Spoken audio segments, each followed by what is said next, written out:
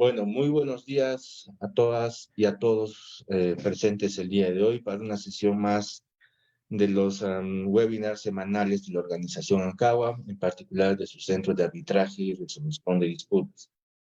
En esta ocasión vamos a abordar la temática muy interesante sobre el análisis del proyecto de ley de contratación del Estado. Pero antes de ello quisiera brevemente presentarme. Mi nombre es Amílcar Romero, soy secretario general del Centro de Arbitraje y Resolución de Disputas Internacional. Y la organización ANCAWA, en particular su centro de arbitraje, es uno de los centros líderes en administración de arbitrajes y dispute boards en el Perú.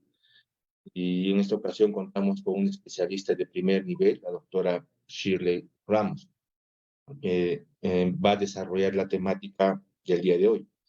Quisiera dar entonces algunas pequeñas palabras de presentación sobre la doctora Shirley Ramos, pero obviamente si la doctora desea acotar o adicionar elementos a esta presentación, libre de hacerlo. La doctora Ramos es entonces abogada por la Universidad Peruana Los Andes, con estudios de posgrado en la Universidad de Alcalá de España, en arbitraje internacional. Posgrado en la Universidad ESAN en las especialidades de contratación estatal, arbitraje, derecho administrativo y gestión de proyectos de construcción e ingeniería. Posgrado en la Universidad del Pacífico en Derecho de la Construcción, especialista en Junta de Resolución de Disputas y PAP. Experiencia en defensa del Estado en materia arbitral, en asesoramiento técnico legal en materia de infraestructura pública en distintas entidades. Actualmente desempeña el cargo de asesora legal en la Autoridad para la Reconstrucción con Cambios. Es árbitro y adjudicador en distintas instituciones arbitrales. Entonces, doctora, muchísimas gracias por su presentación, por su disponibilidad el día de hoy. Y ciertamente la temática es un tema de interés para todos los actores en el rubro. Quisiera entonces poder escuchar sus reflexiones, su visión sobre esta propuesta de ley relativa a contrataciones del Estado. Doctora, siéntese libre de tomar el tiempo que usted desea y tiene usted la palabra. Muchas gracias, doctora. Muchas gracias, Amílcar. En principio quiero agradecer a ANCAWA Internacional. Yo sé que es un centro ahorita que está cobrando mucha importancia a nivel nacional con el tema de las JRDs y arbitraje. Asimismo, quiero agradecer a las personas que han tenido a bien participar ahorita en ese conversatorio, en verdad, ¿no? Porque la idea es un poco intercambiar opiniones y reflexiones sobre esto, ¿no? Y bueno, saludar también a hoy sé que hoy día Cusco está de celebración y yo sé que ANCAWA pues, cumple un rol importante ahí como un centro de junta de resolución de disputas. Muchas gracias a todos y un poquito vamos a conversar. La idea es de que yo voy a un poco dar las opiniones que tengo respecto a la revisión de este proyecto de ley, el nuevo proyecto de ley emitido por el Ejecutivo. En verdad, ahorita dentro del Congreso nos hemos podido ver de que existen dos proyectos de ley en el tema de ley de contrataciones con el Estado. Uno está emitido o un poco impulsado por la bancada de APP, y el otro es el que ha presentado el Ejecutivo. Como ustedes podrán o han visto, el premier Otálora en su momento ha señalado y ha brindado unas expresiones muy favorables y señalaba de que con esto se iba a revolucionar el tema de las contrataciones y que también iba a ser una lucha frontal contra la corrupción. Bueno, ahorita que vamos a poder tratar, y un poco les voy a explicar cómo va la redacción, vamos a ver si eso es real. De la primera impresión que yo he tenido al leer este proyecto, la verdad es que trae algunas novedades. Esperemos que en el reglamento, pues, estas novedades se materialicen de una buena forma. No es un tema, pues, totalmente innovativo, porque no lo es, ya se los digo, pero sí trae novedades que son favorables, otras que son, digamos, de incertidumbre para ver por cómo se plasman en el reglamento finalmente, si este proyecto logra, pues, ¿no? Tener la aprobación final del Congreso. En el caso del proyecto de ley de Lady Camones, que es la que impulsa el bloque APP, la verdad es que este sí no, bueno, la verdad le he dado una revisión rápida, esa revisión rápida que he podido ver, no traería pues tantas novedades, sí, como una perspectiva general se sigue manteniendo las soluciones de controversias, es lo bueno.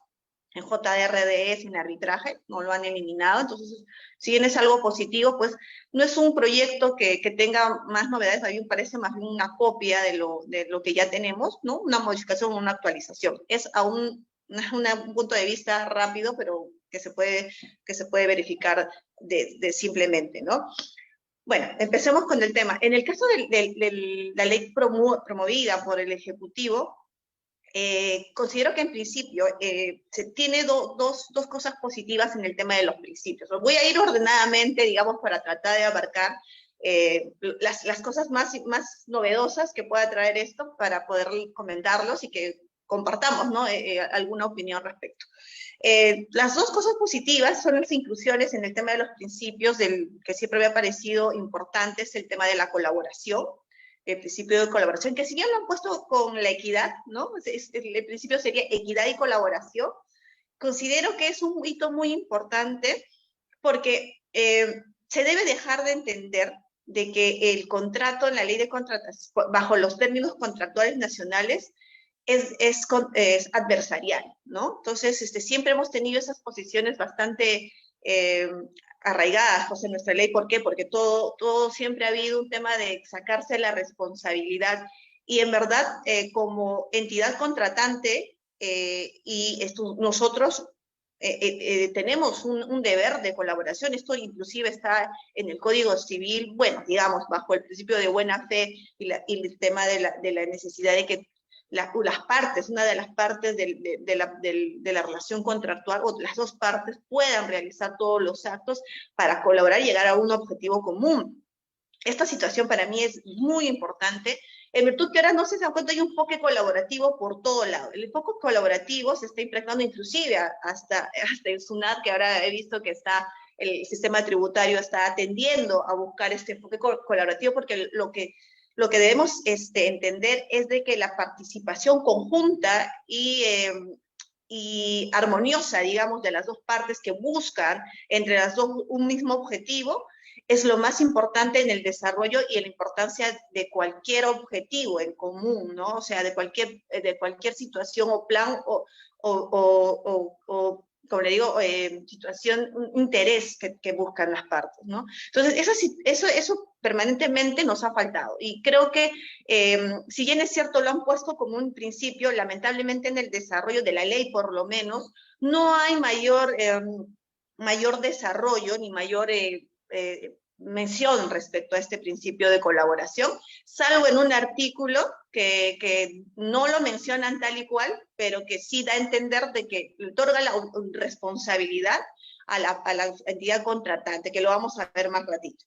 Entonces, para mí esta situación sí es muy favorable, pero que quizá no ha sido tan bien aprovechada en el tema de la ley. Esperemos que quizá en el reglamento, porque esto tiene que decantar en situaciones, digamos, concretas, ¿no? Para que se pueda ver el tema de la colaboración y para que esta colaboración sea eficaz, porque si lo pones en un principio, lamentablemente es un poco vago, abstracto y no hay una situación concreta. El otro punto importante en el tema de los principios es la inclusión del valor por el dinero. Este principio es traído evidentemente no de afuera, de la doctrina inglesa de las compras públicas, pero que es muy importante para sacarnos del chip, como siempre, algo que ha sucedido por años en el tema de la contratación pública, que es beneficiar a la oferta más barata. El valor por el dinero no te habla de eso. El valor por el dinero lo que te habla es de la eficacia del gasto, de cómo tú puedas tomar en cuenta que si bien vas a gastar en un determinado bien o servicio, que esta propuesta o esta decisión que tomes sea lo más beneficiosa para el servicio o el objetivo que tú estás queriendo tener con esa contratación.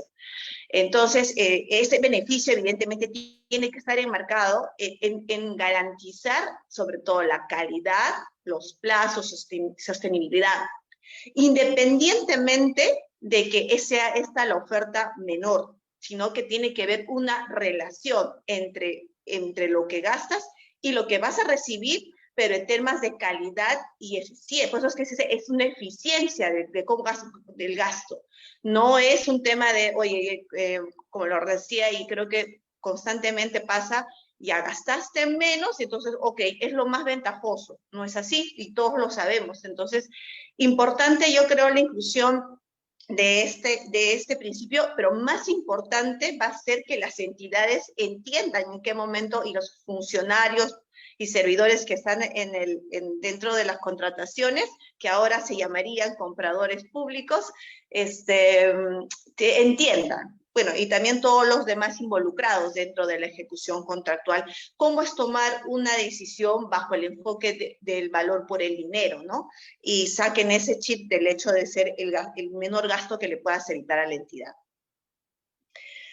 Un punto importante también es que incluyen una gestión de riesgos para la contratación, no para las obras, sino para todo el proceso de contratación. Esta incorporación, si bien a mí me parece bastante interesante, porque efectivamente cualquier situación o objetivo que tú te pongas, o planificación o proyecto, digamos, viéndolo el proyecto como el tema de la contratación y todo el proceso, va a tener necesario que tener una planificación. Y una planificación debe considerar también, como ya sabemos, los riesgos que pueden causar el tema de no llegar a concretarse. Sabemos de muchos casos donde los procesos de selección se toman años, toman mucho tiempo, inclusive tomando mucho tiempo, cuando se obtiene la buena pro, pues evidentemente hay apelaciones o pérdidas de buena pro, y entonces no se llega a cumplir el objetivo final de la contratación. Teniendo en cuenta eso, lo que ha incluido el Ejecutivo en este caso es un enfoque de gestión de riesgos, es decir, se va a tener que evaluar cuáles son los posibles problemas o dificultades que pueda hacer de que no se llegue pues a contratar el bien, el servicio o la obra. Aquí me causa bastante admiración este tema. ¿Por qué? Porque evidentemente si vamos a buscar una situación como tal, vamos a tener que tener dentro del área de contrataciones personas que conozcan de planificación y que conozcan de riesgos, porque no solamente es decirlo, o sea, ok, no solamente es identificar el riesgo, ¿no? Como todos sabemos, ya identificados los riesgos, se tiene la tarea, evidentemente, se tiene la tarea de obviamente buscar las medidas de solución y hacer seguimiento constante de este riesgo para que esto no vaya a ocurrir. Si solamente identificamos los riesgos y no hacemos un control efectivo de esto, obviamente no va a tener mucho resultado este enfoque de gestión de riesgos que quieren hacer dentro del proceso de la contratación. Y para eso entonces necesitamos profesionales altamente capacitados, especializados en todo este tema de contrataciones, de la gestión y específicamente de cómo se gestionan los riesgos, ¿no? Va a ser muy importante. Una situación que también añade el proyecto de ley es el enfoque de integridad. De hecho, bueno, lo han puesto ya como un punto específico dentro de la norma, pero también hay un principio de integridad. En este caso, pues, básicamente va orientado este enfoque de integridad a la publicidad de los actos y a que los propios funcionarios que están dentro del proceso de selección o tengan vinculación con pues puedan valorar situaciones de conflicto de intereses.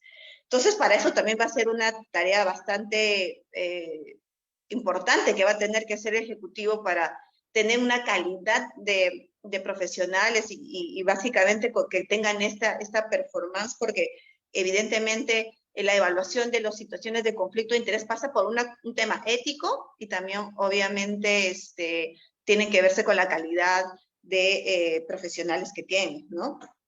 Si no, en todo caso, pues este artículo que lo señalan, pues igual, no va a tener ningún tipo de operatividad, y que evidentemente ahí tenemos el principio ya de integridad, donde se entiende que todos los actos, ¿no? que las personas que intervienen en un proceso de contratación, pues tienen que estar orientados respecto a este principio.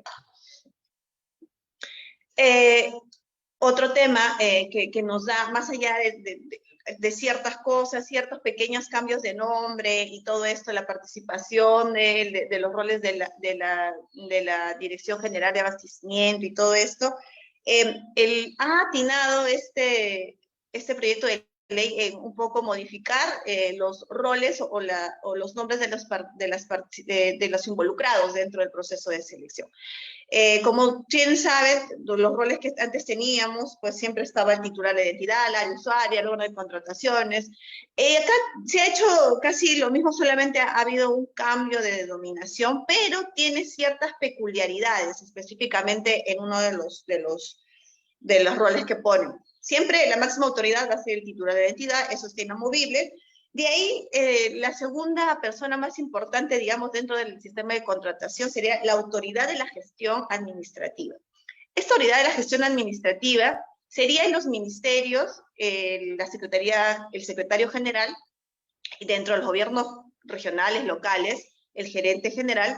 Entre los programas y proyectos, no sé por qué ahí le han puesto al director ejecutivo, porque, bueno, ahí me causa mis dudas, porque lo que se ha tratado de hacer un poquito es liberar al titular de la entidad de varias facultades que tenía, para un poco entregárselos a esta autoridad de la gestión administrativa. Y todos sabemos que en el tema de los proyectos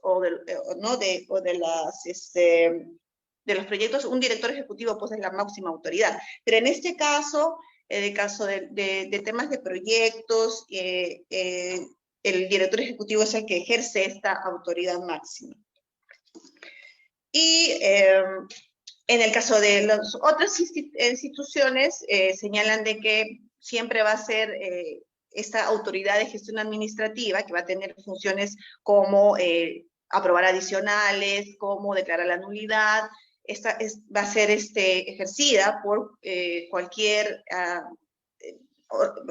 órgano que sea la máxima autoridad administrativa dentro de la entidad, para los que no tengan ninguna clasificación ya establecida. Bueno, como les decía, dentro de esto, y al final de todos ponen a los compradores públicos, está la dependencia de encargada de las compras públicas, así lo señala, la encargada de las contrataciones, esa es la dependencia, es lo que le haría a las veces el órgano cargado de contrataciones. Hay una área técnica estratégica, que es la área porque por su especialidad puede realizar los requerimientos, ¿no? En vez del área usuaria. Y finalmente están los compradores públicos, que son todos los servidores y funcionarios que están involucrados en el tema del procedimiento de contratación. Lo que señala esta norma es que le dice, ¿no?, a estos compradores públicos y a los funcionarios y servidores que tienen que actuar siempre en el marco de la honestidad, la publicidad, y sobre todo también buscando que las compras sean cumplidas bajo el valor por el dinero y con el enfoque de gestión de resultados. Ojalá que esta disposición concreta dentro de la norma permita justamente cambiar esta suerte de evaluación económica, ¿no? Como les comentaba al principio, porque teniendo en cuenta de que el valor por el dinero es el principio que busca lo más beneficioso para el proyecto, obviamente no necesariamente esto tiene que ser lo más barato, y creo que eso es importante que lo hayan precisado, porque así ya los funcionarios y los servidores pues ya van a tener que orientar sus decisiones respecto a este principio. Un tema particular también que se ve es que se están estableciendo incentivos para los proveedores para la participación. Solamente se señala que van a haber incentivos para la participación, obviamente no se detalla qué incentivos, esos entiendo pues van a estar regulados. Yo creo que sí es muy importante, creo que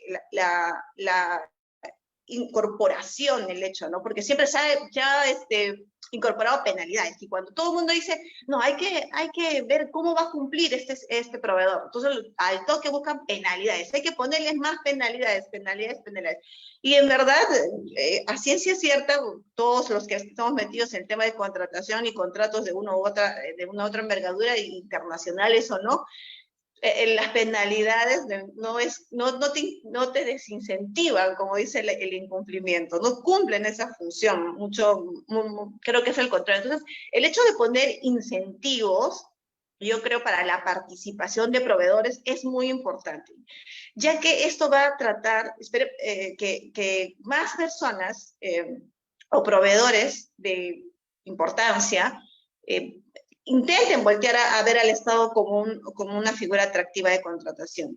En este caso siempre hemos tenido déficit de compradores y la verdad de proveedores, ¿no? Y verdad, muchos de ellos no tienen la expertise, ni la calidad, ni los estándares que se requiere para el cumplimiento de ciertas prestaciones. Y esto es porque hay muchos privados que no quieren contratar con el Estado por todos los problemas que hay, las trabas, el procedimiento, la ley de contrataciones que es muy sesgada, cerrada, que no permite una flexibilidad, no ven atractivo el Estado. Entonces, con este tema de los incentivos esperemos, yo entiendo, por ahí yo me puse a pensar qué tipo sería, yo entiendo que tendrían que ser, no sé, incentivos tributarios, cosas así, para que puedan ser más atractivos para la participación de las personas, ¿no? Sin embargo, es curioso cómo lo redactan en la ley, el proyecto de ley, porque lo que ellos dicen que van a premiar es la buena fe, la transparencia, el ánimo colaborativo.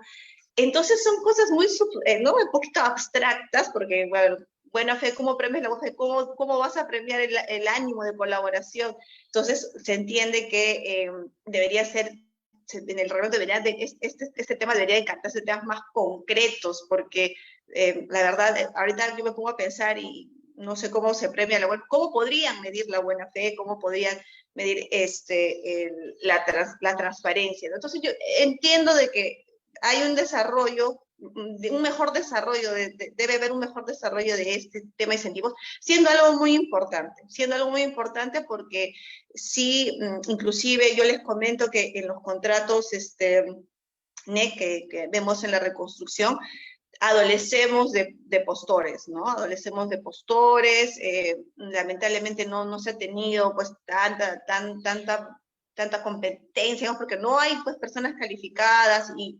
nuevamente el tema del estigma del Estado a veces impide esa contratación. Entonces va a ser muy interesante ver cuáles van a ser estos incentivos que señala la norma. En el tema de los impedimentos, bueno, yo creo que este tema de los impedimentos en las antiguas normas era demasiado denso, desgastante, era un montón de párrafos y que esto.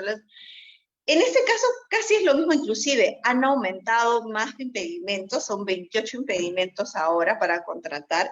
Sin embargo, en el proyecto de ley la redacción es más amigable, ¿no? Más entendible. Lo han puesto en unos cuadritos donde claramente sí se puede desarrollar de una forma más simple. En este caso, lo que ha hecho la propuesta normativa es dividir en 4 grupos el tema de los impedimentos, a razón de principalmente el tema de persona, ¿no? De persona natural o jurídica. De ahí se hace una identificación en el segundo párrafo de cuál es la tipificación específica y después se da el alcance, la temporalidad de la sanción y el alcance, hasta dónde llega, ¿no? A nivel nacional, a nivel solamente de regional, si es de repente un gobernador regional, o de repente si es solamente un funcionario público específico, no dentro de la entidad. O sea, esos son un poquito los criterios que ha tenido. Los grupos en los que ha dividido los impedimentos, como les decía, son 4. El primer grupo va dirigido al tema de persona por el tipo de autoridad. Entonces, ahí tenemos desde la A hasta la E, viniendo desde el presidente hasta lo último es el funcionario servidor público, ¿no? que ejerce, pues, que trabaja en una entidad, ¿no? Entonces, ese es un poco el rango de este tema de personalidad, de persona. Evidentemente ahí es dentro de los ámbitos y alcances que le da el impedimento específico. Por ejemplo, en el caso del presidente, el ámbito es por todo el tiempo que dure su periodo, por un año más, ¿no? Y a nivel nacional, ¿no? A nivel nacional no puede contratar nada, ¿no? Entonces, ese es un poquito el ejemplo en el tema de personas. Como segundo grupo viene el parentesco, ¿no? El parentesco que tienes con las personas del grupo 1. Entonces, ahí están pues la mamá, el papá, todo. Entonces, también se ha subdividido y el grado es hasta el segundo de consanguinidad y segundo de afinidad. Bueno, incluye cónyuge, concubino y todo esto. Igual hace esa adquisición en el alcance y en el tema del tiempo. Todos van ligados evidentemente a parentesco del primer grupo, ¿no? Después viene las personas jurídicas por su representación. En este caso son, la división va respecto a los dos grupos de arriba, ¿no? De las autoridades, sus parentescos y la representación que estos dos grupos ejercen en empresas, en personas jurídicas. Entonces, igual, hacen cada uno de las personas que están inhabilitadas, ¿no? Identifican cuál es su puesto y después el tiempo y el alcance que esto lleva en el territorio peruano. Y finalmente, el cuarto grupo está por los impedidos por condenas, sanciones administrativas, penales o civiles, y también han incluido a los que están en la lista o inhabilitados en algún tipo de lista, ¿no? De alguna lista, por ejemplo, del colegio de ingenieros, colegio. Entonces, ahí se ha dividido a personas que tienen impedimentos, condenas, sanciones administrativas, penales. Y un dato curioso es que están también los está en la lista de responsabilidad civil, y también el listado de personas no recomendables para contratar de los organismos multinacionales. Entonces, esa es un poquito la división que está realizando. Como les digo, son ahora 28 impedimentos para contratar, pero el tema es de que se puede leer con mucho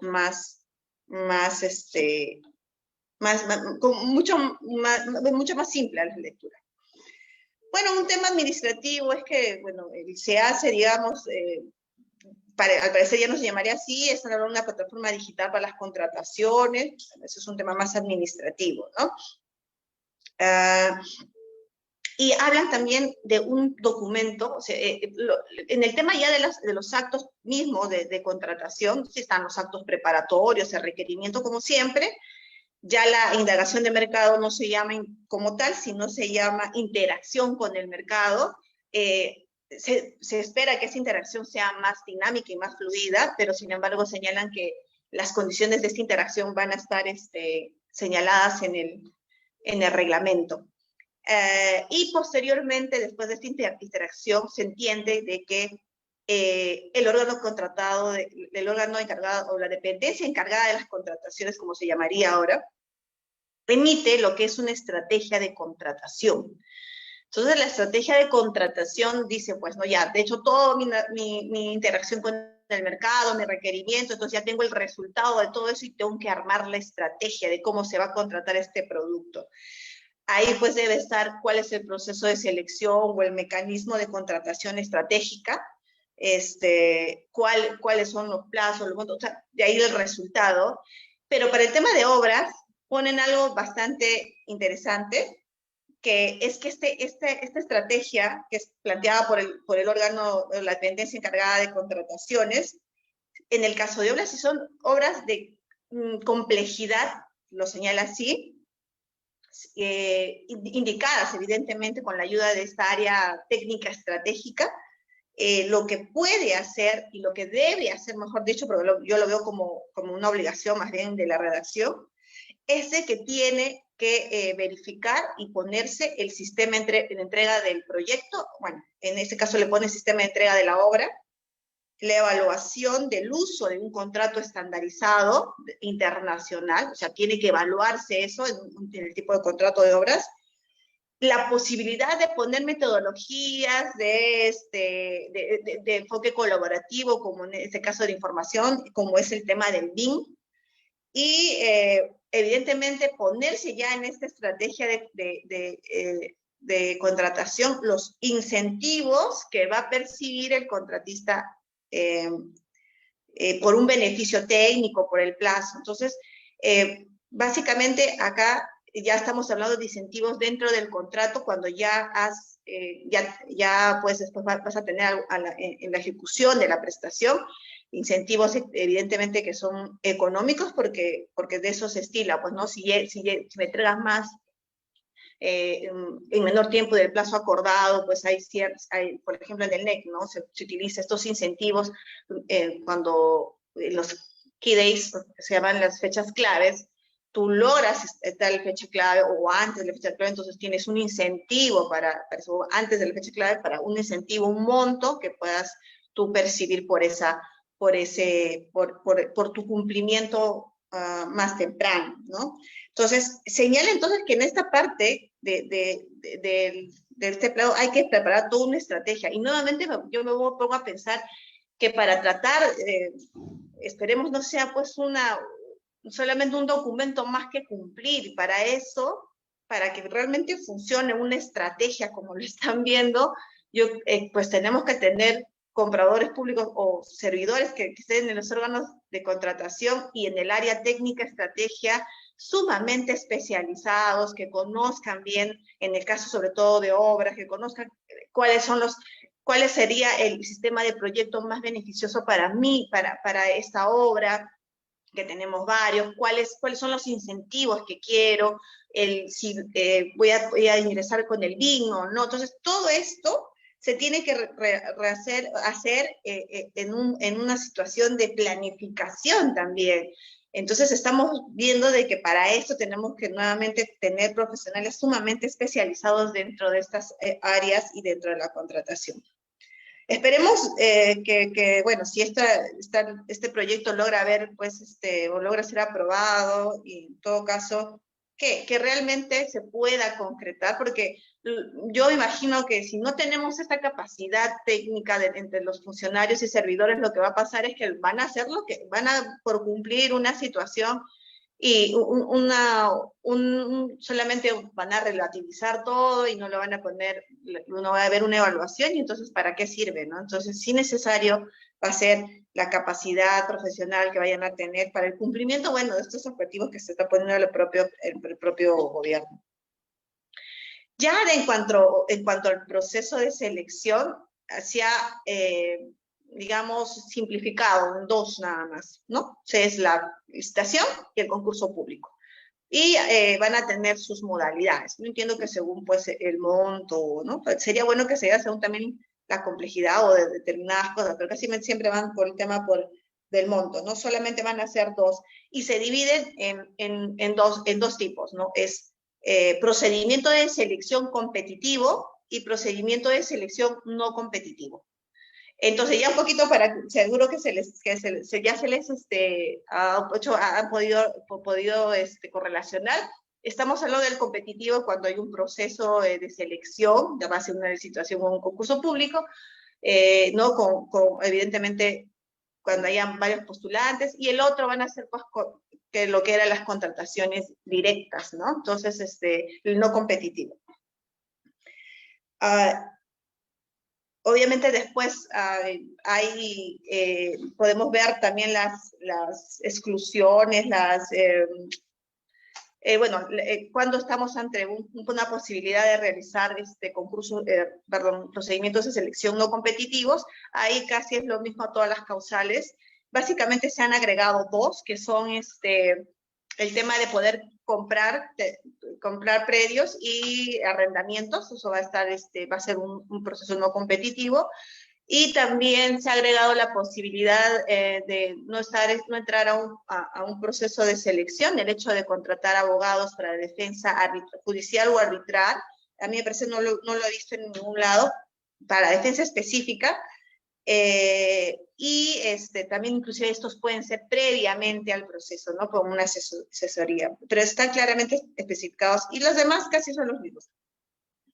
En el caso de los temas de los procedimientos no competitivos o, digamos, las contrataciones directas que están regulando ahora, han hecho hincapié bastante en el tema de la situación de emergencia. La excepción por situación de emergencia, ahí se ha establecido cuáles van a ser las causales de la situación de emergencia. Son como 5, pero más allá de las que están, todas tienen una correlación a temas sanitarios, temas de desastre, y también, cuestiones de fitosanitarias. Pero hay una en especial, que es el tema de obras, que nos habla de situación de riesgo estructural.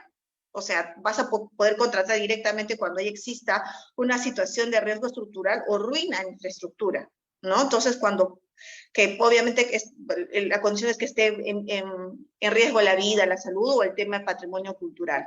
Entonces, esta situación te lleva a ti a poder tomar la acción de contratar directamente el tema de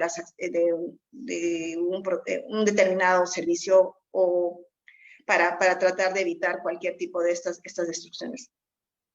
Y han puesto también, digamos, periodos de cuándo se puede utilizar este supuesto, ¿no? Del tema de la situación de emergencia. Entonces, más o menos es así. Por un año después, o sea, tú puedes, antes como tema de prevención, tú estás viendo que va a haber algún tema de alerta sanitaria, por decir, ¿no? Puedes hacer actos previos, ¿no? Para tratar de prevenir cualquier situación que pueda concluir en un tema de desastre. Pero cuando ya está próximo el desastre, ahí tú puedes, pero la primera etapa, esto es competitivo. Esto sí tienes que llevarlo para los actos previos que están lejos, tú ves y lo dices, toda esta parte sí es competitivo. Cuando ya está muy cerca o ya se está a punto de concretar este tema de desastre o situación en emergencia, en ese momento tú ya puedes contratar directamente, sea sin un proceso de selección, sea algo no competitivo, y puedes hacerlo, y ya ha ocurrido el hecho, puedes hacerlo hasta después de un año. Con toda esta parte, evidentemente son contrataciones directas o no competitivas, ¿no? Y después del año, sí, nuevamente tienes que ceñirte a los procesos de selección competitivos. Después, como ya les lo había dicho en su momento, ya del tema de contractual, hay digamos, una autorización para poder utilizar los contratos estandarizados de ingeniería y construcción, ¿no? Para cuando utilices esto, la norma te señala que vas a tener que hacer un control concurrente.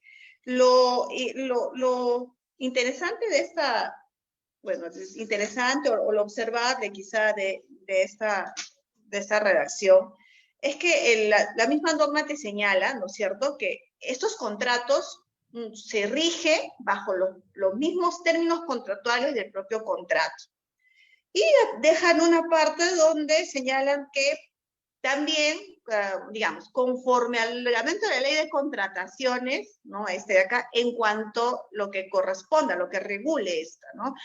De la revisión de la ley, solamente hay una situación expresa que ha tratado de regular a los contratos estandarizados, un poquito, que bueno, bajo mi punto de vista, nada bueno, que lo voy a tratar más ratito, pero en general da a entender de que evidentemente la norma estos contratos deben seguirse bajo sus propios términos y condiciones.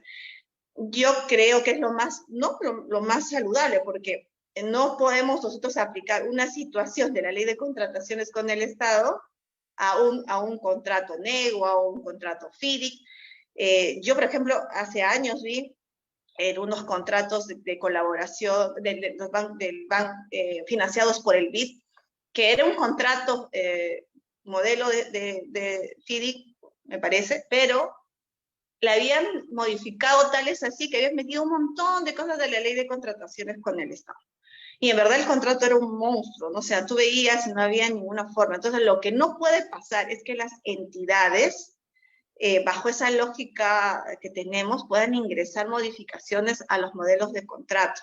Y eso es lo preocupante, porque en verdad, si bien es cierto, ok, te autorizo, pero tengo la expertise, tengo o sea, voy a saber utilizar estos contratos, o cómo lo voy a hacer, porque la tendencia es que como las personas están más familiarizadas con la ley de contrataciones, siempre tratan de justamente lo que ya conocen, hacerlo, lo que no conocen, sacar. Entonces, eso puede ser un riesgo para tener pues contratos NEC, FIDIC o FC1, pero que sean pues encorsetados y puestos con lineamientos de ley de contrataciones. Entonces, acá también para la toma de decisión de poder llegar a un contrato estandarizado, tenemos que tener gente que conozca el contrato y que sepa cuáles son sus funciones, sus ventajas, y qué cosas no debes modificar nunca. O sea, los contratos NEC también se pueden modificar, los FIDIC también. Sin embargo, deben conservar su esencia, porque si no, evidentemente ya se transforman en otra cosa. Y eso no estaría, pues, no sería lo más recomendable. Entonces, sí, la preocupación es cómo se va a llevar a cabo esta suerte de la inclusión de estos contratos, ¿no? Y también la redacción un poco de la norma, porque cuando te señala es, oye, sí se lleva conforme a estas disposiciones, pero también en lo que regula la ley de contrataciones para esto, se aplica la ley de contratación, ¿no? Y como yo he encontrado, bueno, acá, pero no sabemos en el reglamento cómo vaya a salir, por lo menos uno que choca, me confronta seriamente con el tema de los contratos estandarizados. Asimismo, señala la propia, la norma de que en el caso de estos, que utilices estos contratos, si existe plazos en los contratos para reclamaciones con una consecuencia de la pérdida del derecho, porque usualmente en los contratos pues, internacionales no se habla de caducidad, de prescripción, ni nada de esto, porque son figuras obviamente traídas de nuestro sistema jurídico, o de nuestro sistema jurídico que tenemos, ¿no? Entonces, pero sí han señalado en la ley que estos plazos de ahí, de los contratos NEC, perdón, de los contratos estandarizados, de los NEC, del FIDIC, se van a tomar como plazos de caducidad. Entonces, ya no podría yo reclamar en el caso de que no cumpliera el determinado plazo de reclamación, y pues si lo reclamara, pues estaría, pues ya mi derecho habría desaparecido, porque es el efecto de la caducidad, ¿no? Entonces, el uso de los contratos estandarizados creo que es una buena alternativa. Sin embargo, tiene que observarse una cuestión de cómo lo vas a operativizar y quiénes lo van a operativizar, que es lo más importante, porque al final todos son estas herramientas. Al final los que manejan somos las personas y los usuarios, y ellos son los que tienen que ser las personas que tengan más conocimiento de eso. Bueno, en el tema de los adelantos, de las garantías, se coge la carta fianza, como siempre, solamente una pequeña es que están poniendo ya que la entidad financiera tenga un nivel de riesgo B, ¿no? Para que pueda, y tenga que ser emitidas esas cartas fianza. Aquí un punto que me he detenido y sí me ha preocupado porque conozco, por el tema de los contratos que llevamos, conocemos cómo está el mercado ahorita y las posibilidades que tienen los proveedores, los constructores, en este caso, de conseguir fianzas. La verdad, el tema de las cartas fianzas son están por sí un poco complicadas, no son de fácil acceso, y a veces les piden, por ejemplo, un encaje del 100%, bueno, también de acuerdo a la evaluación de la empresa y todo esto. Entonces, se ha hecho bastante complicado, inclusive en el tema de los contratos NEC, ha sido bastante las alertas y las situaciones que hemos tenido con los contratistas para poder garantizar un adelanto o un fiel cumplimiento con las cartas fianza. Y se ha optado, en el caso, por ejemplo, de reconstrucción, de evidentemente aprobar alternativas como el fideicomiso o las garantías por retenciones, ¿no? Por el fiel cumplimiento. El fideicomiso, la verdad, es una figura que recién he conocido y la verdad es muy interesante y es muy importante y tiene un beneficio para la entidad. El beneficio es que tú puedes controlar que efectivamente el monto entregado, ¿no?, vaya a la ejecución de la obra, a diferencia de la carta fianza, ¿no? Porque la carta fianza, si bien es cierto, respalda el dinero que le has entregado, pero no necesariamente ese monto va a la ejecución de la obra directo, porque sabemos de que eso no es un dinero controlado por nosotros, el contratista puede tomar la decisión de utilizarlo para otros fines. Nosotros ahí no podemos, digamos, solamente podríamos decir ya dejar de entregarlo más adelante, porque sí hay posibilidades de la entrega de más adelantos en el NEC, pero más allá de eso no, o sea, entonces, sí en la figura del fideicomiso un beneficio importante que hemos encontrado es eso, ¿no? El control, de entregar el dinero controlado y verificar que esté ejecutándose dentro de la obra. Y esa es justamente la garantía que se tiene, en este caso, el fideicomiso. Y recuerdo que en la antigua normativa estaba totalmente permitida, ¿no? Bueno, perdón, en la antigua no, en la normativa que todavía está vigente, está permitido el hecho de constituir un fideicomiso. Sin embargo, en esta norma no lo deja tan clara. Si bien da la posibilidad de que por una evaluación en la estrategia, es decir, en el momento que están elaborando todo el tema de la contratación, se deje la posibilidad de que pueda constituirse un fideicomiso. Pero, como les digo, o sea, si las personas no conocen el fideicomiso y no saben cuál es la forma, y no saben cuándo utilizarlo o en qué momento, porque en un momento tú puedes conseguir la carta de fiel cumplimiento, perdón, la carta fianza, ¿no? Por el adelanto, por ejemplo.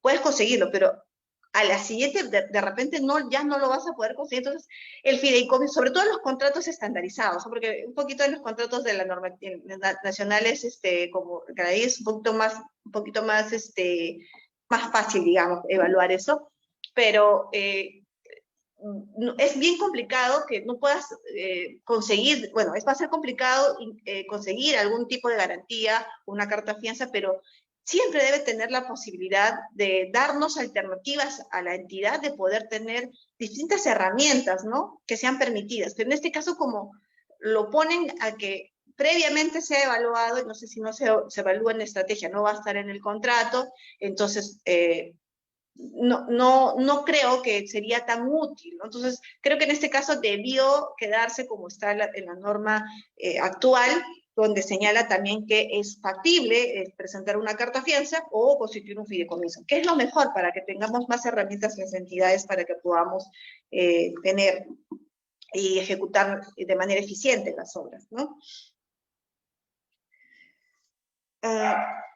Bueno, en el tema de la modificación de los contratos, bueno, evidentemente las modificaciones son permitidas y ahí señalan pues cuáles son. Lo interesante en esta parte es que reconocen que esta modificación, en cuanto a esta modificación altere o el equilibrio económico del contrato, pues se tiene que reconocer esa afectación a los contratistas. Y si bien se sabe, pues no, porque hay un principio, sin embargo, como les digo, los principios muchas veces no se aplican, si no se aplica lo que está escrito expresamente en la norma.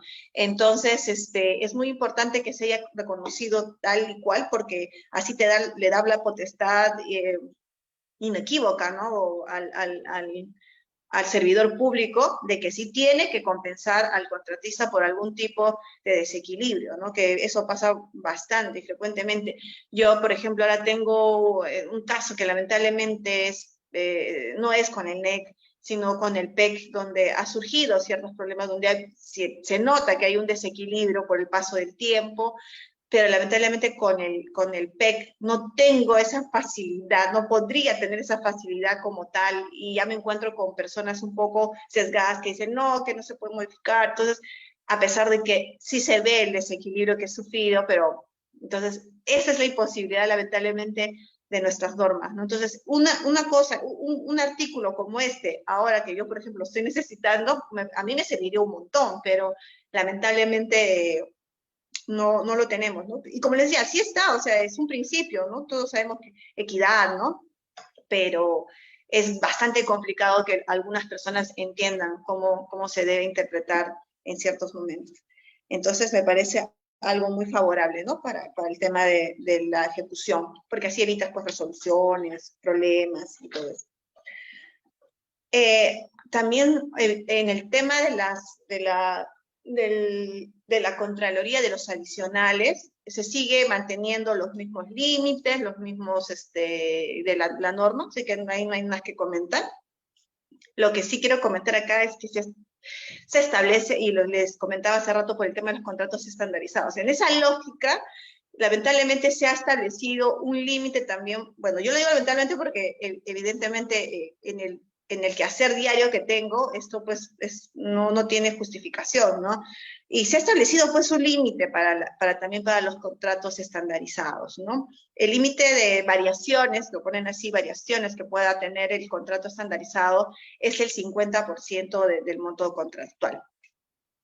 Que de repente ahorita ustedes dicen, uy, pero es mucho, pero en verdad, en ciertos sistemas de entrega de proyecto, por ejemplo, con el EPCM, que es no una diseño, procura, construcción a todo riesgo, ¿no? Esto es lo que nosotros tenemos, y con los expedientes técnicos también que tenemos, porque tenemos una deficiencia en el tema de expedientes técnicos, lamentablemente, hay en los contratos estandarizados, o sea, el límite se sobrepasa de esto. O sea, no es, sobre todo en este tipo de sistemas, ¿no? Claro, para no sobrepasar, digamos, y eso lo pongo en condicional, tendría pues que tener un avance y saber que mi expediente técnico puede tener un avance tal, ¿no? Tallado, que es lógico. Entonces, por ahí, por ejemplo, ya dejarías de utilizar una de las opciones en el caso del contrato NEC, por ejemplo, o de otro nacional, el F, ¿no? Porque justamente con esta utilización es que tú no tienes pues un expediente técnico, un diseño completo y empiezas a ejecutar por la premura del tiempo porque necesitas tú cumplir ciertos objetivos y vas ejecutando pues el diseño con la ejecución de la obra, vas haciendo un fast track, ¿no? Entonces, es ahí que tú pues no tienes los montos certeros, ¿no? Tendrás una aproximación, de ahí pues puede generarse muchas cosas. Entonces, bajo mi punto de vista, ponerle el 50% para ciertos tipos de contrato, por ejemplo, o sistemas de entrega, no, pues no es muy beneficioso. Y no sé por qué lo han puesto 50%. O sea, no hay una ayuda, no hay una exposición de motivos, porque no lo he encontrado en verdad, pero esperemos que esta cifra no sea una cifra así al azar. A mí me parece que es al azar, porque vieron creo que lo han equiparado el tema de que no puede ir más allá de los 50%, y si no se resuelve, ¿no? Igualito lo han equiparado a eso, ¿no? Porque si no encuentro la justificación. No sé si tendrá otra, porque no tengo la exposición de motivos. Sin embargo, considero que este tipo de impedimentos creo que no ayudan para la ejecución de estos contratos estandarizados, sobre todo. Bueno, en general para todo, ¿no? Porque lo que pasa es que siempre va a haber variaciones en un tema de una construcción. O sea, no creo que nunca he escuchado de un contrato que no haya tenido variaciones, pero ya sea porque el expediente técnico está mal, porque los estudios que se realizó están mal, ya sea porque estuvo bien, perfecto, pero la realidad te sorprendió, ¿no? O sea, y eso pasa constantemente. O sea, lo que tú puedes hacer, estudias, puedes hacer varias calcatas, puedes hacer conforme a la normativa, y al final igual puedes encontrar un suelo diferente. Entonces, un tipo de piso diferente. Entonces, es así, no encuentro el hecho de limitar, la justificación de limitar a los contratos estandarizados sobre todo, pero bueno, en el reglamento dice van a señalar los supuestos, no los supuestos de cuándo es las condiciones, ¿no? Que van a tener estos límites. Y como les digo, habrá que esperarlo para que no sea pues un despropósito, porque si no, no habría necesidad de utilizar estos contratos y los vas a regular tanto. Y bueno, en cuanto a la resolución de los contratos, se han incluido causales nuevas de resolución. Una de ellas, bueno, son 3 incluidas. Las demás ya sean por incumplimiento de las partes, todo eso. Pero se ha puesto la resolución por, bueno, por incumplimiento de cláusulas de corrupción, puedes resolver, por presentación de documentación falsa e inexacta. Entonces, dentro de la ejecución del contrato, ¿no? Si bien tenemos otro de antes, ahora dentro de la presentación del contrato, tú presentas algo inexacto o falso para la entidad, ¿no? Porque, digamos, esto va a tener que tener una correlación definitivamente de un derecho a la defensa del contratista, pues porque ¿quién va a determinar que esa documentación es falsa o inexacta? Va a ser la entidad, entiendo. Entonces, sí, ahí vamos a tener que tener mucho cuidado y a veces hay ciertas, pues, ciertos criterios que asume la entidad que no necesariamente son los más idóneos, ¿no? Pero sin querer eso, o sea, a mí no me parece que haya incluido esta situación. Seguro que ha sido por un tema específico, porque siempre se regula por temas específicos, pero lo que siempre es importante entender es de que, más allá de que pueda evidenciarse que realmente una situación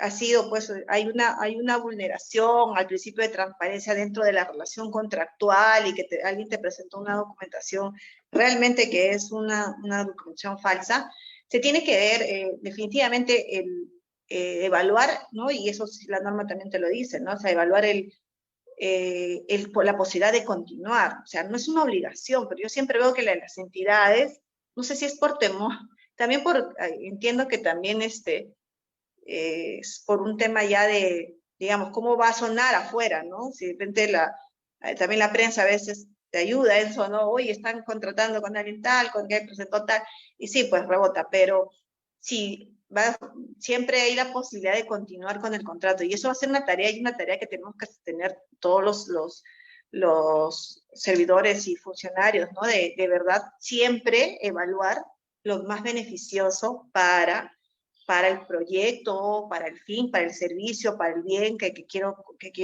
contratar, o sea, porque es para el tema de beneficio público, ¿no? Entonces, eso siempre. Y la última que han incluido es una anticipación, una terminación anticipada, ¿no? Declarada por una de las partes. La verdad es de que ahí la única cosa que se me viene a la cabeza de cómo podría ser este acuerdo de las partes terminar anticipadamente el contrato, entiendo, es porque desapareció la necesidad, ¿no? Porque, no sé, por un hecho u otro hecho, me quedé sin recursos. Entiendo que cosas así debería ser, pero igual eso todo va a estar regulado en el reglamento. Lo peculiar de acá, que me llamó un poco la atención, es de que en este caso el reglamento reconoce de que en el caso de que sea por incumplimiento de alguna de las partes, se va a indemnizar a la otra, pues obviamente, pero que tiene que ser los daños y perjuicios acreditados. Entonces, cuando a mí me hablo de acreditación, como todos los abogados sabemos, es que, por ejemplo, la carta fianza de fiel cumplimiento es justamente terresarse por ese incumplimiento, pero independientemente de que tú acredites, ¿no?, la afectación. Entonces, es decir, tú incumples, tengo mi carta, de repente tu afectación no ha sido el monto de la carta, ha sido menor, obviamente, igual te cobras todo, porque tú no tienes por qué acreditar esa situación. En cambio acá, antes, obviamente, sí, dice, ¿no? Ahorita, en la actual, ya se cobra daños y perjuicios y la carta fianza. Pero acá nos habla de daños y perjuicios acreditados, por lo que me daría a entender de que la entidad, para dos partes, ¿eh? No solamente para una, para dos partes, tendría inclusive que acreditar estos daños, o sea, el monto, la cantidad, la cuantificación de los daños, probar los daños y recién ahí podrá indemnizarse. Entonces, la carta fianza de fiel cumplimiento, ¿para qué estaría? ¿No? Ahí me queda duda. Y bueno, entonces, hasta acá el tema de la resolución. Y cuando estamos hablando hace rato del principio de la colaboración, yo les decía que para mí era una situación para mí un hecho muy importante para el tema de la gestión de un contrato, que inclusive el enfoque colaborativo está por todos lados ahora, ¿no? Entonces, hay una cuestión particular que se podría entender de que está la obligación de la entidad contratante y del contratista de actuar a través de la colaboración. No está muy claro, como les dije en el primer momento, pero en el capítulo 58.1, perdón, en el artículo 58, donde obviamente habla sobre el tema de las responsabilidades que tienen las partes, habla el deber de ambas partes de tratar de que cumplan sus actuaciones, sus actos en la debida oportunidad y con la debida diligencia, y buscando ambas llevar esto al fin, que es el proyecto, el bien, el fin de la contratación. Para mí es lo más parecido y regulado por el tema de colaboración, de la obligación que se le está poniendo a la entidad para que también sea, y las partes, ¿no?, quien el contratista, para que sean colaborativos. Como les decía, no está expresado. A mí me hubiera preferido de que hubiera sido más claro este artículo. Sin embargo, de su redacción sí te da a entender una obligación. Antes, esta parte de la responsabilidad, que era solamente, decía, responsabilidad del contratista, decía. Ahora dice responsabilidades de las partes, mejor dicho, decía obligaciones del contratista, decía responsabilidades de las partes. Entonces, te da a entender de que ahora también la entidad es responsable de que todas las actuaciones se cumplan, ya sea de parte, por ejemplo, que si tú tienes que hacer algo para que el contratista pueda cumplir su prestación y no lo haces, eso es una falta de deber de colaboración. Entonces, eso sería también una responsabilidad del contratante. Es lo más parecido que la colaboración que está plasmada en el principio está regulado, ¿no? Y aparte de ello, pues, ¿no?, en el tema de obras específico, que ya está en la actual norma, señalan y dejan establecido de que también en caso de obras tienen que aplicarse el artículo 1774 del Código Civil, en los numerales 2 y 3. ¿Qué son estos dos artículos? Específicamente el segundo, a mí me lleva a que la entidad diga, o mejor dicho, se esté normando lo que son, digamos, las alertas tempranas, ¿no? Porque lo que dice es que el contratista está obligado a dar aviso al comitente de los defectos del suelo, de la mala calidad de los equipamientos proporcionados por esta, ¿no? Si se descubre, se descubre antes o en el curso de la obra, ¿no? Entonces, y que puedan ser riesgos para la ejecución de la obra. Para mí en esta parte, como les digo, me da a entender que evidentemente el deber del tema de comunicar oportunamente, de lanzar las alertas, lamentablemente a mí igualmente hubiera preferido de que sea una obligación para ambas partes el hecho de comunicar cualquier situación riesgosa, ¿no? No solamente estas dos, que puede impactar en el tema del costo, del plazo, ¿no? Entonces, creo que hubiera sido interesante que se incluyera esto de alguna alerta temprana, la necesidad, y como una obligación, ¿no?, específica dentro del contrato, de poder avisar de cualquier hecho, riesgo, ¿no?, dentro de la ejecución que pudiera impactar esto. Pero no se ha señalado. Y en el tema también de los contratistas, en este artículo 58, que son temas de responsabilidades, aparte de las responsabilidades por el tiempo y todo eso, se está poniendo específicamente la responsabilidad de los supervisores de obra, ¿no? Por los defectos encontrados. Y yo creo que este punto siempre ha sido olvidado, porque siempre, obviamente, cuando hay un defecto en la obra, volteamos evidentemente al contratista, ¿no? Pero recordemos también que el que procura la calidad y el procedimiento, que se lleve el proceso constructivo, se lleve de una buena manera, es la supervisión, ¿no?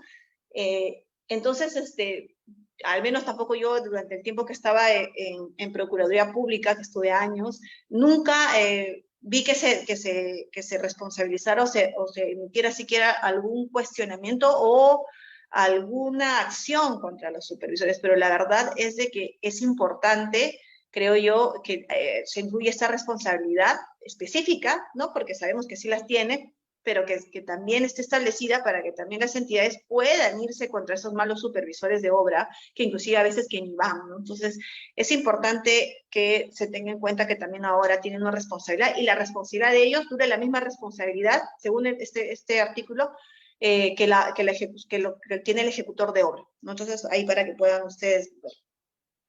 Bueno, claro, he dejado el último, es un tema ya macro de toda la ejecución contractual, pero ahorita quiero poner a revisar con ustedes el tema de cómo va de la solución de controversias, que creo que nos interesa a muchos, ¿no? Tanto a adjudicadores, árbitros, y cómo ha ido, si ha variado, si hay alguna modificación. Les comento de que esta normativa y lo que está redactado no tiene más novedades que la que en su momento se publicó a comienzos de este año. A comienzos de este año, no sé si se acuerdan, pero también hubo un proyecto de ley de contrataciones, también creo que me parece que era del Ejecutivo, la verdad no lo recuerdo bien ahorita, pero casi tiene el mismo contenido, con algunas variaciones y precisiones y adicionales que ahorita les voy a pasar a comentar para que podamos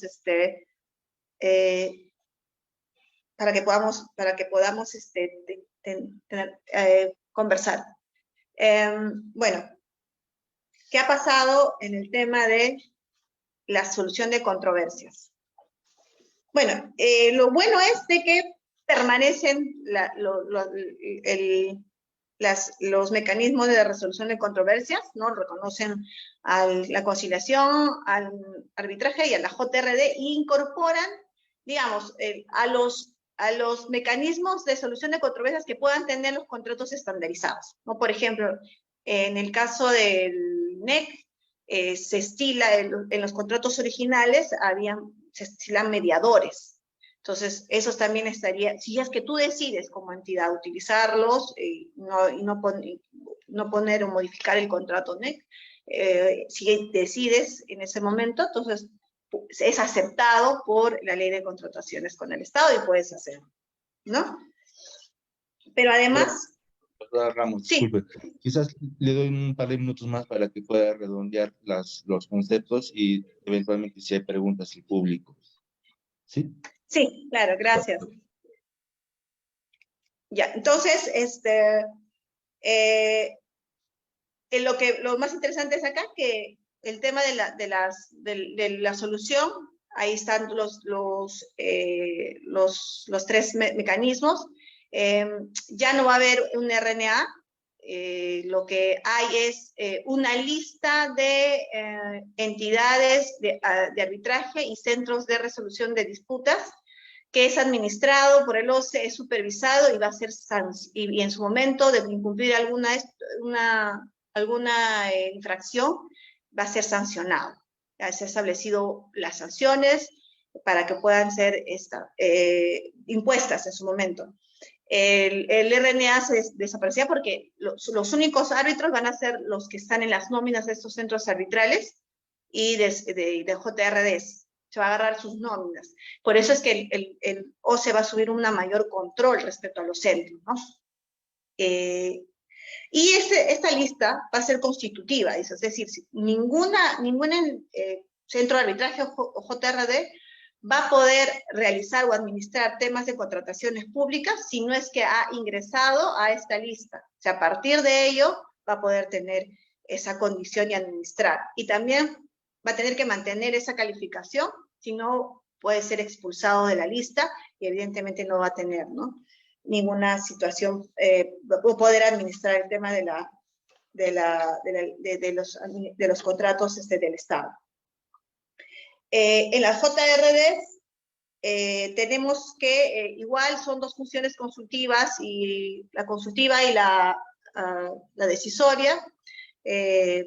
Básicamente lo que te dice es que la decisión de las JRDs tiene mérito ejecutivo. No sé por qué lo han puesto así, ha seguido así. La verdad, el mérito ejecutivo te lleva a un tema de irte a un proceso judicial en un proceso de ejecución, y la verdad no es lo más saludable, pues, pero así lo han dejado. Después de eso señalan también que la JRD absorbe dos tipos de consultas, ¿no?, técnicas técnicas y contractuales. Hay otras cositas más que, bueno, no son ahorita por el tiempo no los puedo decir, pero sin embargo, de repente una pregunta podemos profundizarlo.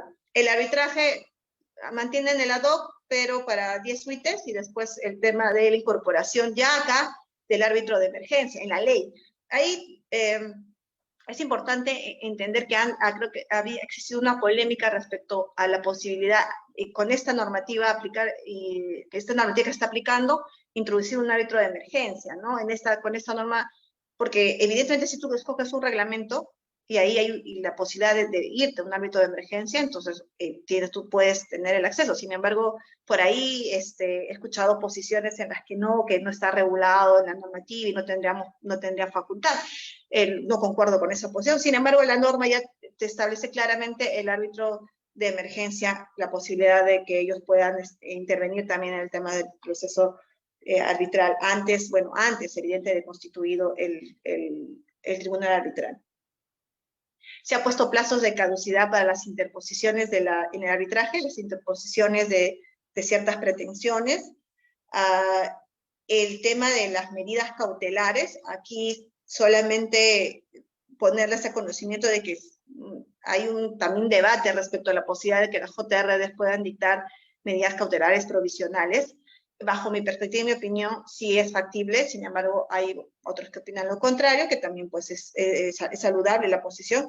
En este caso, la norma se cierra en solamente que estas medidas cautelares puedan darlos el árbitro o el Poder Judicial, y en el árbitro de emergencia. En cuanto a estas medidas cautelares, también ha habido una serie de modificaciones para que tengan en cuenta los árbitros. Por ejemplo, la contracautela que se va a dar en tanto sea el contratista, el solicitante, solamente tiene que hacer una carta fianza, no se permite una caución juratoria. Se señala que cuando, por ejemplo, se evalúe la medida que la solicitud cautelar, el árbitro o el Poder Judicial tiene que evaluar el perjuicio contra el interés público. O sea, estaríamos hablando que está imponiendo un presupuesto adicional, y también la irrevocabilidad de lo decidido, ¿no? Bueno, eso creo que sí puede ser evaluado ahora inclusive, pero sin embargo el perjuicio contra el interés público es lo que ahora llama la atención, de que tenga que evaluar cualquier árbitro, ¿no? Esto es un tema, obviamente, un poco de un acceso, de un desequilibrio en el tema de la justicia para las partes, ¿no? Pero bueno, está así. Yo entiendo que esto sea regulado específicamente por situaciones negativas que se ha visto en las medidas cautelares, porque siempre, como decíamos, regulamos para lo negativo. Y bueno, se sigue manteniendo la conciliación, pero se está, digamos, cerrando o restringiendo para cosas específicas detalladas en la ley. Bueno, en todo caso, Amílcar, muchas gracias. Termino acá. Si tienen alguna pregunta adicional, podríamos un poco exponer o ampliar algo que no les ha quedado en duda, o si alguien tiene una opinión, encantadísima de poder escucharlos. Bueno, doctora Ramos, muchísimas gracias obviamente por su exposición. Es un tema largo y complejo. Obviamente ameritaba quizás mencionar los puntos relevantes que pretendía modificar agregar esta norma. Y ciertamente teníamos algunas dudas, ¿no? Yo invito obviamente a las personas que nos acompañan en la plataforma Zoom que si desean hacer uso de la palabra, gentilmente levanten la opción de levantar la mano para poder identificarlos y darles eventualmente el uso de palabra para hacer alguna consulta. Suplicamos que, de ser el caso, la consulta sea acotada. Doctor, yo tengo una consulta que en realidad es la misma de la que está expresada en el chat de la doctora Ángela Ramírez. Ciertamente usted describió los elementos importantes que esta norma pretende, digamos, mencionar, pero me preguntaba, si vamos un poco más allá, ¿qué es lo que no está dicho y debió ser dicho? ¿Cuáles son los problemas que al final de cuentas no está abordando esta norma, ¿no? Habíamos escuchado un recapitulativo de los avances, pero quizás estaríamos olvidando también algunos temas que no fueron mencionados y que debieron ser. En su opinión, doctora, ¿en qué otros puntos debió haber énfasis en esta propuesta normativa? Sí, gracias, amiga. De hecho, sí lo comenté un poco, pero lo vuelvo a decir, no hay problema. Creo que hay varios puntos que la norma pudo tocar de una mejor manera. Por ejemplo, el tema de la colaboración y la forma de la colaboración que va a tener que tener la entidad dentro de la ejecución del contrato. ¿Por qué? Porque efectivamente el problema de la conflictividad dentro de las contrataciones públicas ha sido la decisión de responsabilizar de los funcionarios públicos muchas veces al contratista de todo. O sea, yo soy funcionaria pública, pero a veces sí hay un error de comprensión en que la persona, el funcionario que está a cargo, no quiere tomar la responsabilidad de nada y entonces lo que busca es tratar de responsabilizar a la otra parte. Entonces, creo que la colaboración tiene que marcarse, y espero que si esto surja, se proyecte en el reglamento, tienen que marcarse en situaciones y hechos concretos que debe tener la entidad. Y asimismo también hay un tema que hay conjuntamente con esto, la necesidad de que los funcionarios públicos también puedan tener incentivos para tomar decisiones y ser respaldados en las decisiones que tienen.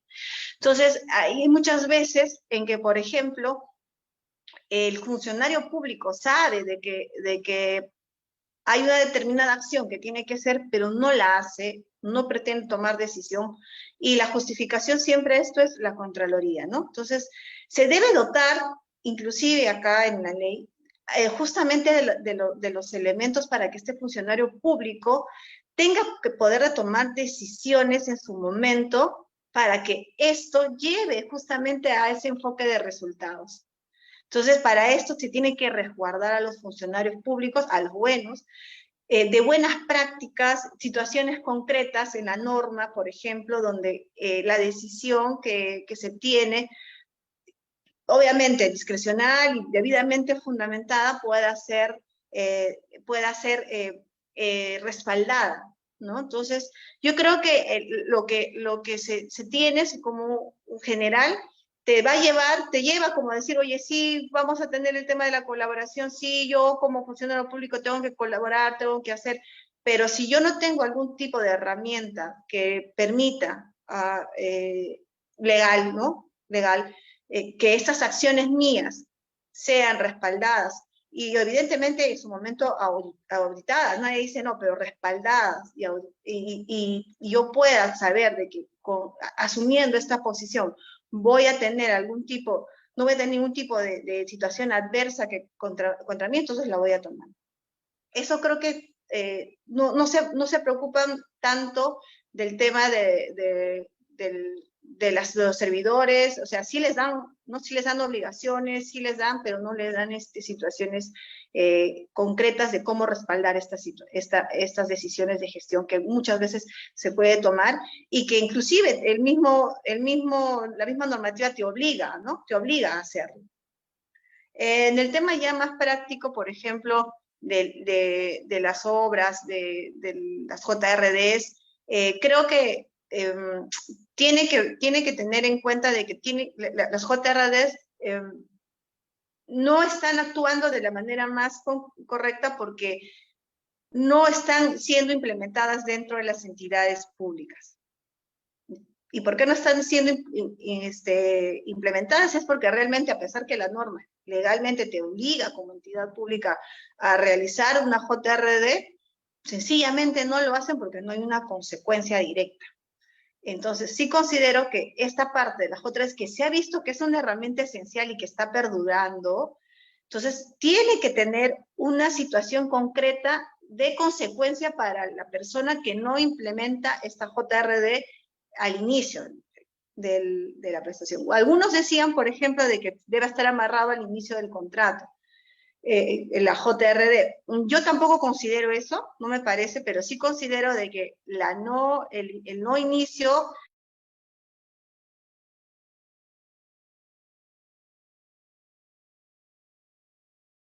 Doctora, disculpe, se cortó su audio. Pero es que es un incumplimiento contra la norma, contra la ley, porque está claramente establecido que deben ser iniciados, ¿no? Creo que no se ha puesto mucho, y tampoco se ha seguido, por ejemplo, sacando el tema de la imposibilidad de arbitrar, ¿no? El tema de indemnización, de requerimientos sin causa adicionales. La verdad, yo no entiendo qué justificación se tiene para llevar al Poder Judicial, ¿no? Eso debería haber, yo creo también debería hacer algo que no debería perdurar, que debería desaparecer en el tiempo, porque las cosas, deslegitimar el arbitraje, ¿no? Impidiendo de que esto se arbitre, en verdad no tiene justificación más que algún tiempo fue por el hecho de que sí hubo ciertas conductas no buenas respecto al reconocimiento de estos, pero en verdad sí debería haber una apertura más para el arbitraje porque es una jurisdicción reconocida por la Constitución. Entiendo. Muchas gracias, doctora, por esas precisiones. Si usted nos permite, hay un par de preguntas más que quisiéramos hacerle llegar. Una tiene que ver con lo siguiente, está hecho por el señor Pérez, que señala lo siguiente: ¿no sería una doble carga para el contratista a fin de obtener una cautelar, tener la carta fianza y además pasar por un análisis de interés público? No sé si usted tiene alguna opinión al respecto, doctor. Sí, yo considero que lamentablemente acá es una desproporción entre la justicia, de verdad sí. Es una carga, porque inclusive, como yo les comentaba, la adopción de una carta fianza y encima de un banco, una entidad financiera con riesgo B, porque eso es lo que le están poniendo, es una exigencia desproporcional. Y encima que es mayoritariamente por el 10% del monto del contrato, ahí está establecido, que inclusive han establecido ya los montos y los parámetros. Sí es una desproporcional, es una carga adicional económica, inclusive para mí restringe el acceso justamente a estas medidas que muchas veces son importantes. Sin embargo, lo que pasa en el Estado siempre se va a regular por lo malo, se regula por lo malo. Entonces, ¿qué ha pasado? Que se ha visto varias medidas cautelares emitidas por el Poder Judicial, emitidas por árbitro de emergencia, que han hecho de que se ponga y se cierre estos candados a favor de la entidad. Obviamente, realizando una carga externa al contratista. Entonces, yo no, a pesar de que sí he visto casos bastante, digamos, muy críticos respecto a adopciones de medidas cautelares que sí han lesionado mucho a la entidad, porque yo casi me he desempeñado en el tema de la entidad. No concuerdo con que se llegue a extremos que se desventaje a la otra parte, ¿no? Y que no haya un acceso real y un equilibrio de la justicia. Y creo que esto, la redacción de este artículo, de verdad, es muy desproporcional y efectivamente, como lo ha dicho el ingeniero Pérez, es una carga adicional. Y sobre todo para los árbitros, porque ahora tienen que también analizar que esto es perjuicio para el interés público. Y dígame, ¿cómo lo analizamos? ¿Cómo tendría que analizarlo un árbitro o un juez? Entonces van a tener pues miles criterios. De repente está bien, bueno, ese criterio que es interés público, para uno puede ser una cosa, para otro otra cosa, ¿no? Entonces, es verdad, es una cuestión muy subjetiva y que esperemos ya sea sujeto a una evaluación y a una modificación. De acuerdo, doctora, muchas gracias. Y finalmente tenemos una consulta del ingeniero Pereda. Obviamente agradecemos sus saludos, ingeniero, y hago extensiva su consulta. Siendo controvertido no aplicar las medidas cautelares de los JRD, ¿cuál sería la base legal para implementarlas por parte de los adjudicadores? ¿Cuál es su opinión sobre este punto? Mire, yo creo que hay un tema en que en la directiva del OCE, y es donde claramente hay un sustento, ¿no? Señala de que las JRs tienen el deber de hacer todas las acciones necesarias para cumplir el fin de la ejecución de la obra, ¿no? No sé, palabras más, palabras menos, pero es una función que les da. ¿No? Ellos tienen que todas las acciones. Dentro de esas acciones, evidentemente, que son inmediatas, porque en el tema de las JRDs y en las DAFs, las partes están en ese momento ejecutando la obra. Y el perjuicio, por ejemplo, por una penalidad que se le quiera cobrar a un contratista en una determinada valorización, que va a impactar directamente en el flujo de caja y poder hacer de que esta obra se detenga, se paralice, necesita necesariamente una acción concreta y rápida para efectivizarse. La JRD justamente es un personal técnico que resuelve las controversias, si no es la forma preventiva, resuelve esa controversia. Si no tuviera esa posibilidad, ¿no? A través de esta función que le otorga la propia directiva, de tratar de justamente evitar que pudiera concretarse alguna situación que perjudicara la obra, entonces la función de la JR estaría recortada. ¿Ya? Entonces, yo sí creo que en atención a lo que señala la propia directiva, las JRs podrían tomar medidas provisionales o medidas para poder justamente resguardar el cumplimiento del contrato. Ahora, las partes también, cuando pactan la JR, se someten a reglamentos de las instituciones, de los centros de los centros. Ese reglamento, al someterte, si todo es contractual, o sea, evidentemente, como yo me someto, también en los reglamentos existe la posibilidad de la emisión en algunos reglamentos, de medidas provisionales o cautelares. Y las partes se han sometido a ese reglamento, como lo establece por un acuerdo de voluntades contractualmente, entonces sí es factible de que esa JRD tenga esas funciones que el propio reglamento y las propias partes le están otorgando.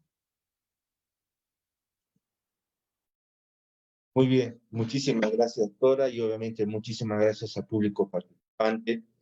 Ha sido un día muy interesante para poder entender un poco los alcances y desafíos de esa normativa. Gracias, doctora Ramos, por habernos permitido entender un poco la problemática al respecto. Y en efecto, hago suyas sus palabras. El día de hoy es el día del Central del Cusco. Hacemos nuestros saludos por el Día del Sol a todos los hijos del sol, como suelen llamarse acá en el Cusco.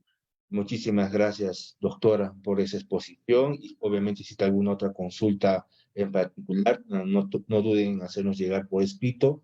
Le haremos llegar también por correo a la doctora alguna otra consulta, alguna idea que haya quedado suelta. Muchas gracias y feliz día al Cusco. Muchas gracias.